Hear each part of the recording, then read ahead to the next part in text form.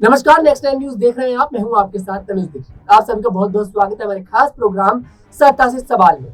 आज हम बात करेंगे चंद्रशेखर आजाद और आकाश आनंद को लेकर। दरअसल बीएसपी पार्टी ने उत्तर प्रदेश में इस बार एक भी सीट पर जीत नहीं दर्ज करी है। अब ऐसे में बीएसपी पार्टी ने एक बार फिर से आकाश आनंद को पार्टी का उत्तराधिकारी बना दिया है और कहीं ना कहीं एक बार फिर से बीएसपी पार्टी की बागडोर जो है वो यहाँ पर आकाश आनंद के हाथों में दिखाई दे रही है। वही बात करें अगर चंद्रशेखर आजाद की, तो पहली बार लोकसभा का चुनाव चंद्रशेखर आजाद लड़ते हुए नजर आए और रंगीला सीट से चुनाव लड़ा और तकरीबन 1.5 लाख वोटों के साथ पहली बार में ही जीत दर्ज कर ली और संसद भवन भी पहुंचे।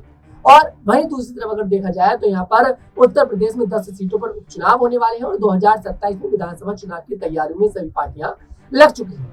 लेकिन यहाँ पर कहा जा रहा है कि कहीं ना कहीं जिस तरह से अब चंद्रशेखर आजाद आकाश आनंद की तारीफ करते नजर आए पार्लियामेंट के बाहर, और अब आकाश आनंद भी आजाद को लेकर कुछ कहते नजर नहीं आ रहे हैं और दोनों के दिल में कहीं ना कहीं बहुत अब दोनों के लिए एक दूसरे के कहीं ना कहीं दिखाई दे रहा है कि गठबंधन के आसार दिखाई दे रहे हैं। कुछ सवाल होंगे हमारे साथ इसमें स्टूडियो में मौजूद है आशुति। बहुत बहुत स्वागत है आपका।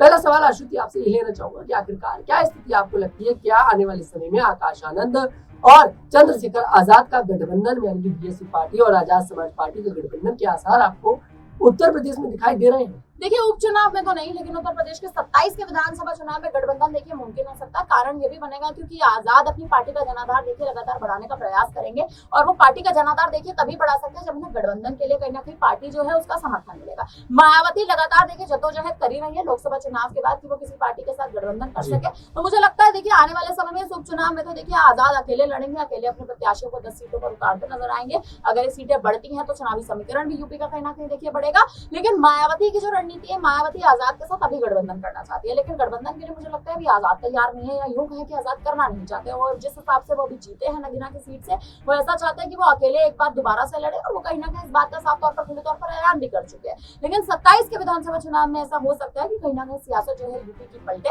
और अगर वो पलटती है, अगर आप देखें कि कहीं ना कहीं अगर पूरे राजनीतिक समीकरण यूपी के समीकरण के तौर पर बात करें, अगर ये पलटता है पूरा मामला, तो कहीं ना कहीं मुझे लगता है आजाद मायावती के साथ गठबंधन करने के लिए एक तरह से अपनी दिलचस्पी जताते नजर आएंगे। नहीं तो यूपी के विधानसभा में भी आप देखें कहीं ना कहीं गठबंधन मायावती के साथ नहीं तो आजाद किसी और पार्टी के साथ कहीं ना कहीं गठबंधन करते नजर आ सकते हैं। आशुति, यहाँ पर पार्लियामेंट में जब पहले सत्र में आजाद पहुंचते नजर आते हैं, पहले दिन की ये बात है, आकाश आनंद को लेकर आजाद से सवाल पूछा गया कि वे आकाश आनंद को एक बार फिर से पार्टी का उत्तराधिकारी बना दिया गया है, नेशनल कोऑर्डिनेटर बना दिया गया है। तो उस पर आजाद ने कहा कि आकाश आनंद मेरे छोटे भाई हैं, और ये बात उन्होंने दूसरी बार कही है। लोकसभा 2024 के चुनावों में भी चंद्रशेखर आजाद ये बात बार बार कहते नजर आए थे कि आकाश आनंद मेरे छोटे भाई हैं। हालांकि आकाश आनंद आजाद को लेकर बहुत कुछ कहते नजर आए, लेकिन अब आजाद ने भी चुप्पी, यहाँ पर आकाश ने भी चुप्पी साध रखी है।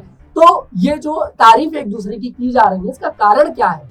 क्योंकि यहाँ पर लालच दिखाई दे रहा है और वो लालच है गठबंधन, सियासत, उत्तर प्रदेश में सियासत। क्योंकि कहीं ना कहीं आजाद एक बड़ा चेहरा उत्तर प्रदेश में दलितों के रूप में बनते नजर आ रहे हैं और बीएसपी पार्टी का वर्चस्व धीरे धीरे खत्म होता जा रहा है। तो क्या स्थिति आपको दिखाई दे रही है? देखिए, नर्म रुख अपनाते आकाश आनंद भी दिखाई दे रहे हैं, चंद्रशेखर आजाद भी दिखाई दे रहे हैं। आप देखिए दोनों नहीं, आप देखिए जब से आकाश आनंद ने वापसी की, आजाद ने कहीं ना कहीं सीधे तौर पर नहीं लेकिन कहीं ना कहीं इनडायरेक्टली उनको बधाई भी दी है मायावती की पार्टी के लिए। आप देखिए कोई भी बयान अभी तक आजाद ने जारी नहीं किया, कोई भी विवादित बयान अभी तक चंद्रशेखर आजाद की ओर से नहीं आया। कारण उसका यही है क्योंकि चंद्रशेखर आजाद भी खुद जानते हैं कि आने वाले विधानसभा चुनाव में, आने वाले जो भी चुनाव होंगे, उपचुनाव है, फिर विधानसभा चुनाव है, फिर दिल्ली में भी आप देखिए चुनाव होने जा रहे हैं, हरियाणा में चुनाव होने जा रहा है, हर जगह बीएसपी पार्टी अपने प्रत्याशियों को उतारेगी, वहीं इस बार आजाद भी अपने प्रत्याशियों को उतारेंगे। तो मुझे ऐसा लगता है आजाद कहीं ना कहीं सेफ प्ले करना चाहते हैं कि राजनीति में वो एक बड़े चेहरे के रूप में आ चुके हैं, सांसद बतौर सांसद के शपथ ले चुके हैं। वो नहीं चाहते कि वो मायावती के साथ कहीं ना कहीं आप देखिए एक ऐसी टक्कर में आ जाए या एक ऐसे आमने सामने की ऐसी विरुद्ध लड़ाई में आ जाए कि कहीं ना कहीं कल को चंद्रशेखर आजाद को अगर किसी वजह से हार का सामना करना पड़ भी जाए किसी भी कारण के चलते,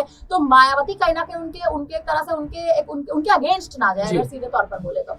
और अगर आप देखिए इस बार के लोकसभा चुनाव में भी अगर चंद्रशेखर आजाद की जीत हुई है तो वो मायावती के बिना समर्थन की जीत हुई है, क्योंकि उन्होंने कहीं ना कहीं दलितों को जो इस बार आजाद ने साधने का प्रयास किया और मायावती जिन दलित वर्ग को साधने की कोशिश कर रही थी उसमें मायावती फेल होती नजर आई, आजाद कहीं ना कहीं पूरा नंबर पाते नजर आया। तो मुझे लग रहा है चंद्रशेखर आजाद मायावती के साथ अपने रिश्ते नहीं बिगाड़ना चाहते, जिस हिसाब से वो पहले भी बोलते थे कि बहन जी अगर मेरे से मेरा हाल पूछेंगी तो कहीं ना कहीं आप देखिए वो जिस हिसाब से जो भी उनके तमाम तरह के बयान होते थे, आप याद करें जब उनको कहीं ना कहीं गोली लगी थी, उनको कहीं ना कहीं उनके स्वास्थ्य पर भी मामला उठा था, तो भी चंद्रशेखर आजाद ने मायावती के पक्ष में कहा था कि अगर बहन जी ने मेरा हाल नहीं पूछा तो कुछ समय बाद पूछ लेंगे। मुझे लगता है वो अपने रिश्ते खराब अभी भी नहीं करना चाहते, रिश्तों में लेकिन यहाँ पर आजाद कहते थे कि भाई मुझे अगर पार्टी का उत्तराधिकारी बनाया जाएगा तो मैं कहीं ना कहीं बीएसपी पार्टी की तरफ रुख करता नजर आऊंगा, और आकाश आनंद को उत्तराधिकारी बना दिया, नेशनल कोऑर्डिनेटर बना दिया।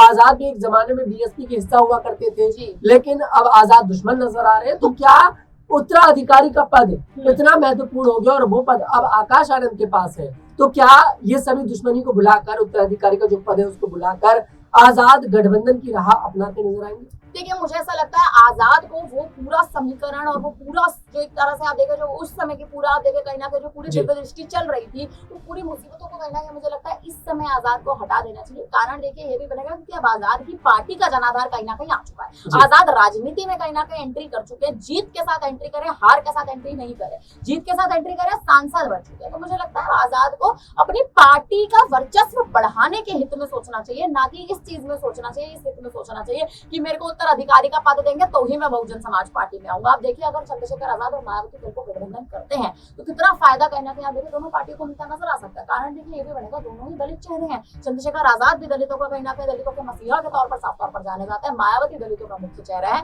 अगर ये दोनों साथ में आ सकते तो मुझे लगता है उत्तर प्रदेश में कहीं ना कहीं जिस हिसाब से अखिलेश यादव लगातार डंका बजाने का प्रयास कर रहे हैं, वो डंका कहीं ना कहीं ये गठबंधन में भी मिलकर बजा सकते हैं। लेकिन वो तभी मुमकिन होगा जब आप उपचुनाव में भी ऐसा कोई निर्णय, चलिए उपचुनाव तो कुछ दिनों का समय रह गया है, उपचुनाव में उत्तर प्रदेश में विधानसभा चुनाव है। विधानसभा चुनाव ऐसा पर्व है कि अगर इस पर्व में आप मुख्यमंत्री की गद्दी पर कहीं ना कहीं निशाना साध रहे हैं तो योगी आदित्यनाथ को खदेड़ने के लिए आपको गठबंधन करना पड़ेगा। वरना अगर भारतीय जनता पार्टी ने 27 तक वापसी कर ली तो आप फिर देखें कहीं ना कहीं मुख्यमंत्री की गद्दी बीजेपी के पास ही रहेगी, मुख्यमंत्री का पद बीजेपी के पास ही रहेगा, पार्टी बीजेपी की ही बनेगी। क्योंकि यूपी में देखिए जिस हिसाब से इस बार सपा की जीत भी हुई है, तो सपा की जीत कहीं ना कहीं देखिए उन्होंने धर्म के मुद्दे पर वोट नहीं लिया, उन्होंने हिंदुत्व के मुद्दे पर वोट नहीं लिया। भारतीय जनता पार्टी की वहां कहीं ना कहीं गलती रही है। तो ये ऐसी गलतियां मायावती और आजाद ना करें, उसके लिए गठबंधन करेंगे तो मुझे लगता है। अच्छा, आखिरी सवाल आपसे यहाँ पर लेना चाहूंगा, जो गलती यहाँ पर आजाद से हुई क्या उस गलती को दोबारा दोहराएंगे ये लोग? क्योंकि अगर अलग अलग चुनाव लड़ेंगे, वोट कटेगा, उसका सीधा सीधा फायदा समाजवादी पार्टी को मिलेगा या फिर भारतीय जनता पार्टी को मिलेगा। हालांकि समाजवादी पार्टी का तो घाटा देखा गया,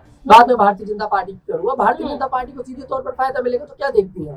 देखिए मुझे लगता है कहीं ना कहीं अगर अब आने वाले समय में अगर ये दोनों साथ आएंगे, साथ आके रणनीति ऐसी बनाए कि वोट ना काटे जाए। इस बार अकेले लड़े मायावती की बहुत बड़ी गलती रही, एकला चलो की राह पर उन्हें लड़ना था, वो एकला चलो की राह उन पर भारी पड़ी है, आजाद पर भारी नहीं पड़ी, क्योंकि आजाद अपनी एक सीट से जीत दर्ज करके ले जा चुके हैं, वहां से सांसद बन चुके हैं। अब उनका जो निशाना है, अब उनका जो एक तरह से अगर आप देखें उनका जो एक फोकस है वो विधानसभा चुनाव पर है, चाहे यूपी के विधानसभा हो, दिल्ली के विधानसभा, हरियाणा के हो, बिहार का, देखिए तमाम विधानसभा आने वाले, विधानसभा चुनाव आने वाले, और इन पर ही अब कहीं ना कहीं चंद्रशेखर आजाद का जो पूरा देखिए उनकी जो दृष्टि बनी हुई है वो इन्हीं चुनावों पर बनी हुई है। तो मुझे लगता है मायावती को अपनी रणनीति बदलने की जरूरत है, आजाद को अपनी रणनीति में बदलनी चाहिए, आजाद को गठबंधन के लिए देखना चाहिए, मायावती को पार्टी का जनाधार मजबूत करने के लिए देखना चाहिए। अब देखना दिलचस्प होगा कि आखिरकार क्या आकाश आनंद और चंद्रशेखर आजाद का गठबंधन उत्तर प्रदेश में होता दिखाई देगा या फिर नहीं। आपको क्या कुछ लगता है कमेंट सेक्शन में जरूर बताइएगा। आपको हमारा वीडियो पसंद है, हमारे वीडियो को लाइक करें, शेयर करें और हमारे चैनल को जरूर सब्सक्राइब करें।